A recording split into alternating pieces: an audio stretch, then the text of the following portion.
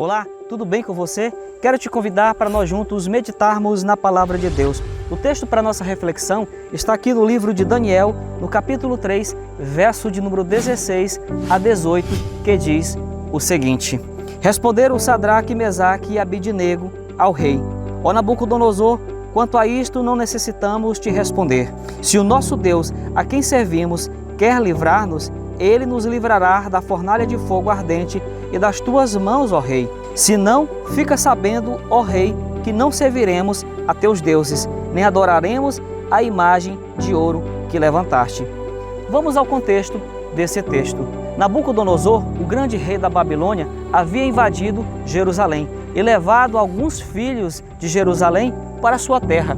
Dentre esses estavam 3 jovens cujo nome era Misael, Ananias e Azarias. Estes, ao chegar em Babilônia, tiveram seus nomes mudados, que a partir de então seriam chamados de Sadraque, Mesaque e Abidnego. O rei então constrói uma grande estátua e decreta que todos deveriam se curvar e adorar aquela imagem que ele havia feito em homenagem a seu Deus, o Deus Marduk. E todos aqueles que negassem a se curvar e adorar aquela imagem, estaria certo que iria experimentar a morte através de uma fornalha ardente. É nesse contexto que entra as palavras que nós acabamos de ler. Podemos tirar inúmeras lições em cima desse texto, mas uma especial me chama a atenção: a firmeza da fé que esses 3 jovens tiveram, pois mesmo diante da ameaça de morte, eles não negaram a sua fé. E você sabe por que isso acontece?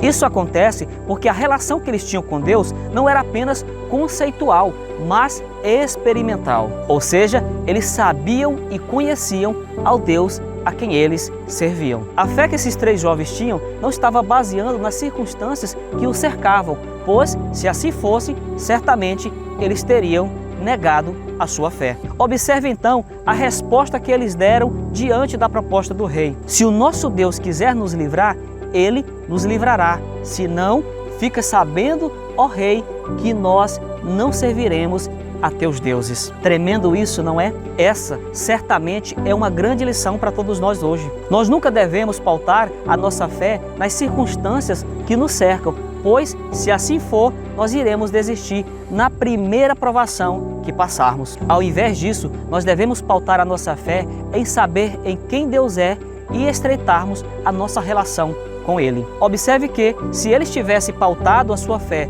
nas circunstâncias que o cercavam, certamente eles teriam se curvado diante daquela estátua. A fé que esses 3 jovens tinham era tão grande que eles tinham a certeza que, se Deus quisesse livrar ele do fogo, certamente assim o faria. Mas se não, eles também manteriam a sua mesma fé. E por conta de quê? Porque não estava baseada em circunstâncias, mas em saber e conhecer quem de fato era Deus. E como eles se recusaram em se curvar diante daquela imagem, a consequência natural foi o quê?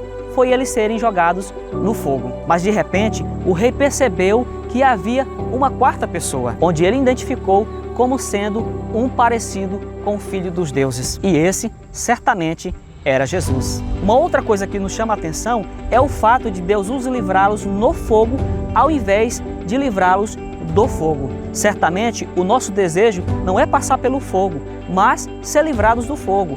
Mas existem certas ocasiões que Deus nos permite justamente para nos ensinar uma grande lição. Através daquele grande livramento, Deus foi honrado e o seu povo abençoado. Isso nos faz lembrar a promessa que Jesus nos fez em Mateus capítulo 28, verso de número 20, onde ele diz que estará conosco todos os dias até a consumação dos séculos. Um outro texto que nós também precisamos nos lembrar é o que está registrado no Evangelho de João, capítulo 16, verso de número 33, que diz que no mundo nós vamos passar por aflições, mas que nós precisamos ter o quê?